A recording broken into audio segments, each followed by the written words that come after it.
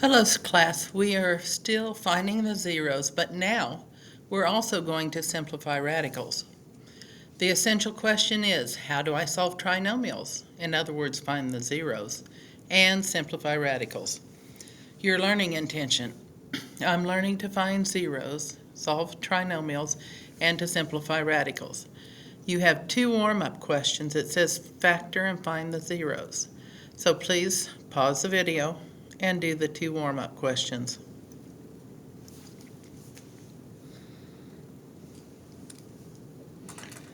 I hope you tried to do them on your own. Let's see what happens when we work through those. If you've got the correct answer, then you know you're getting the concept. Okay, so I'm looking at the first two terms. I can factor out x squared. I'm left with 3x plus 5. Looking at the last two terms, I can factor out a negative 5, and I'm left with 3x plus 5 again. Should look awfully familiar. So my two factors are x squared minus 5 and 3x plus 5, and those are equal to 0. Just like before, I set them both up equal to 0 and I solve. X squared minus 5 equals 0. X squared equals 5. Last step is to square root. X is equal to the square root of 5, or 3x plus 5 is equal to 0. I subtract 5. 3x is equal to negative 5. I divide by 3. X is equal to negative 5 over 3.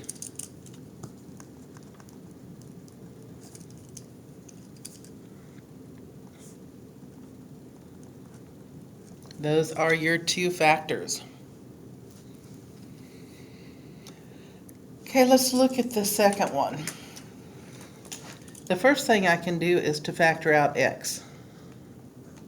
And that leaves me with the x squared minus 2x plus 1. What are my factors of 1 that add up to 2? Both are negative. Well, that's x minus negative 1 and negative 1. So this is x times x minus 1 quantity squared equals 0.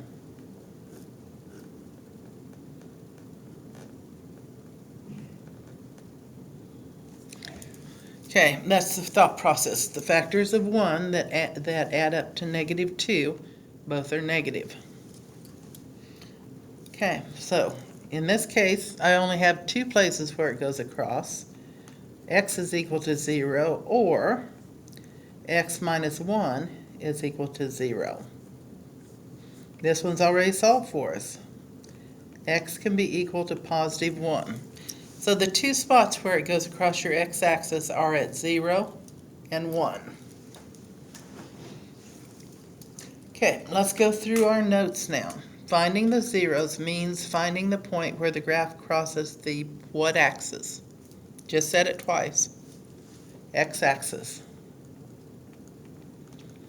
In other words, where what is equal to 0. Where y is equal to 0. So let's factor and find the zeros. As I'm looking at this, 5 times 12 gives me 60, plus 19, both of them are positive. What are my factors of 60 that add up to 19? Well, as you're looking, you've got 2 times 60. That is not equal to 19. 3 times 20, not equal to 19. 4 times 15, that is equal to 19. So it's 4 and 15. Remember, we have multiplied by 5, so now we've got to divide it back out. 4 over 5. Can I simplify? Nope. The x stays at the bottom. 5x minus, or plus 4. 15 divided by 5. Can I simplify? That gives me 3 over 1. The x stays at the bottom. X plus 3, and those are equal to 0. As we solve, 5x plus 4 is equal to 0, or x plus 3 is equal to 0. Subtract 4 to solve, so 5x is equal to negative 4. Divide by 5. X is equal to negative 4 over 5. Or, over here all you have to do is find the opposite. The opposite of a positive 3 is a negative 3. And we are done.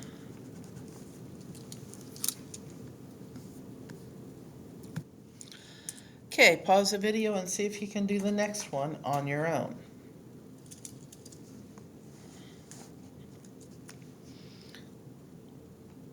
I hope you tried. For the top number, it will be 6 times negative 6. And that's negative 36. Positive 5 is in the middle. When I'm multiplying and I get a negative number, I know one has to be positive, one has to be negative. What are my factors of 36 whose difference is 5? Let's go through our options. 1 times 36. 36 minus 1 is not 5. 2 times 18. 18 minus 2 is not 5. 3 times 12. 12 minus 3 is not 5, but we're closer. 4 times 9. 9 minus 4 is 5. So, this is positive. The bigger number stays with the positive. Positive 9, negative 4. What have we multiplied by? We've multiplied by 6. What do we need to do? Divide by 6. Okay, I can simplify 9 over 6. They both have a factor of 3. 9 divided by 3 is 3. 6 divided by 3 is 2. I've simplified. The x stays in the n stays in the denominator. So this is 2n plus 3.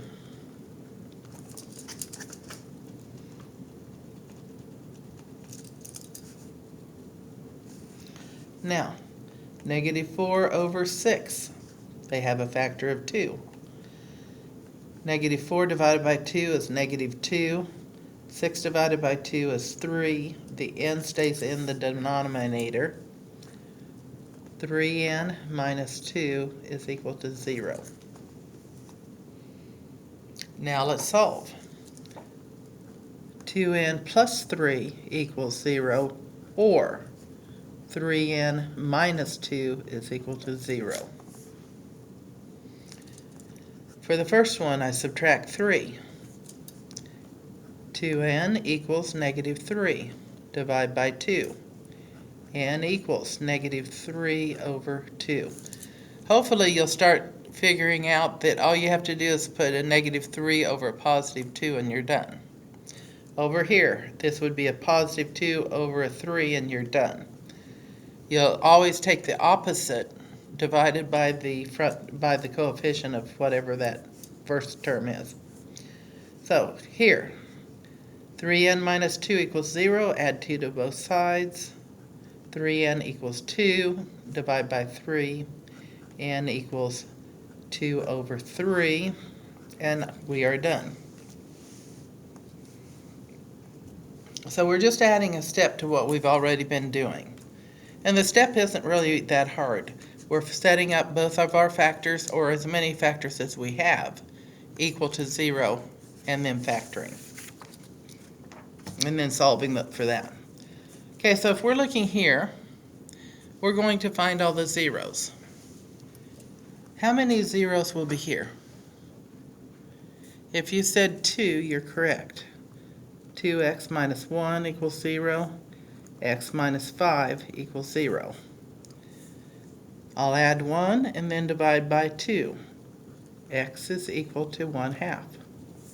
Or, here we just simply add 5 to both sides. X is equal to 5. For the next one, how many zeros do we have? 1, 2, 3. X minus 3 is equal to 0. 3x plus 1 is equal to 0. X plus 1 is equal to 0. What's the opposite of negative 3? Positive 3. So here I'm going to subtract 1, then divide by 3. X is equal to negative 1 over 3. X here is equal to a negative 1. And we found all three. So as you're looking at this, it doesn't matter how many factors you have. When you're finding the zeros, you set each of them up individually equal to 0, and you solve. Okay, this takes us to the other thing we need to learn before we go into the quadratic formula. How do you simplify primes? So how do you simplify radicals? We're using prime factorization. On the first one, what is the square root of 16? We all know that. That's 4. But we've always got to remember that we've got the positive side and the negative side of 4. So it's a positive plus or minus 4. Okay, we've got 16, and we know that 32 is 2 times 16. Let's see how the prime factorization works. I'm going to take 32. Is it even? Yeah. I'll divide by 2. I get 16. Is it even? Yes. Divide by 2, I get 8. Is it even? Yes. Divide by 2, and I get 4. Is it even? Yes. Divide by 2, I get 2. 2 is prime. Divide by 2, I get 1. When I've got 1, I'm done. Now, because this is a radical, the square root, we're looking for groups of 2. So we've got a group of 2 here, another group of 2 here, and 1 left over. We bring the pairs out. We multiply them back together. Whatever doesn't pair up is left under our radical. So this is plus or minus 4 square root of 2.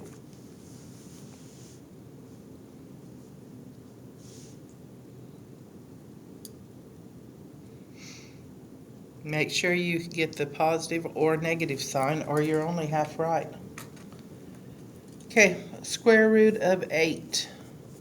If I am factoring, 8 is even. Divide by 2, I get 4. 4 is even. Divide by 2, I get 2. 2 is prime. I've got one pair of 2's. So this is positive or negative 2 square root of 2. I've got one pair, and I've got one left over. The pair comes out, one of the 2 pairs comes out, and then you keep what's left over underneath. Okay, so let's look at 175.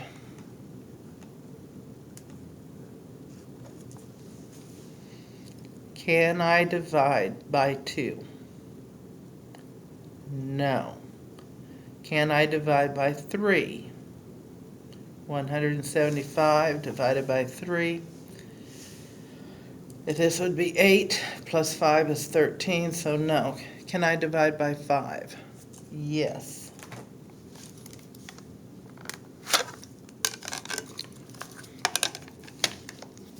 So 175 divided by 5 gives me 35. Can I divide by 5? Yes. 35 divided by 5 gives me 7. 7 is prime. Divide out 7. When you hit 1, you're done. I have a pair of 5s. So this is positive or negative 5 square root of 7.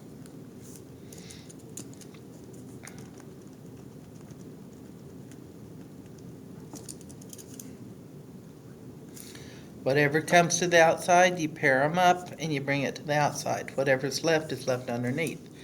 If you've got more than one pair, you multiply them together. Okay, now these next ones are the cubed root. Cubed root means that you need 3. So when you're simplifying radicals, for square root, you need pairs to bring it to the outside of the radical. For cubed roots, you need 3 that are the same, 3 factors that are the same. So let's start with our prime factorization of 256. I can divide it by 2. I'm going to use my calculator, and I get 128.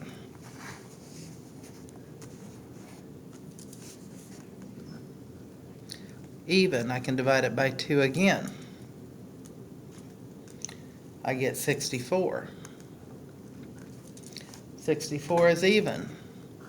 I can divide it by 2 again. I get 32.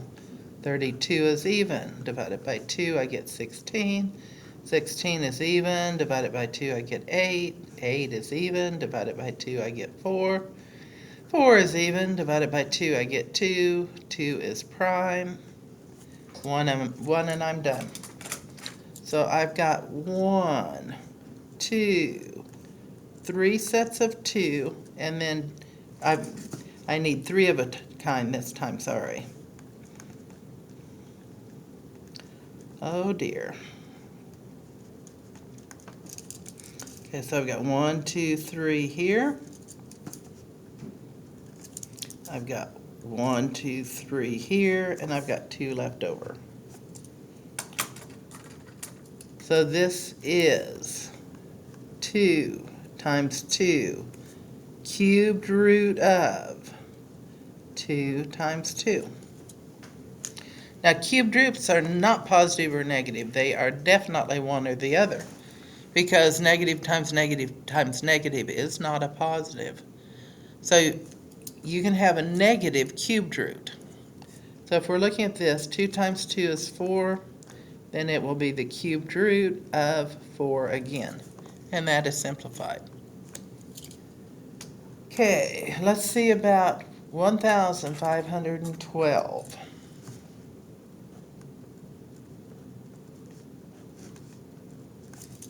Okay, once again, I'm going to use my calculator.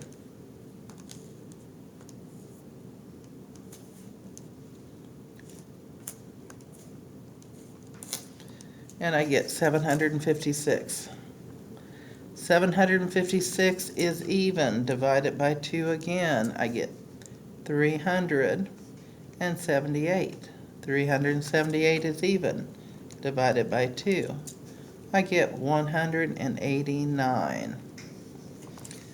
Okay, 18, 1 plus 8 is 9, 9 plus 9 is 18.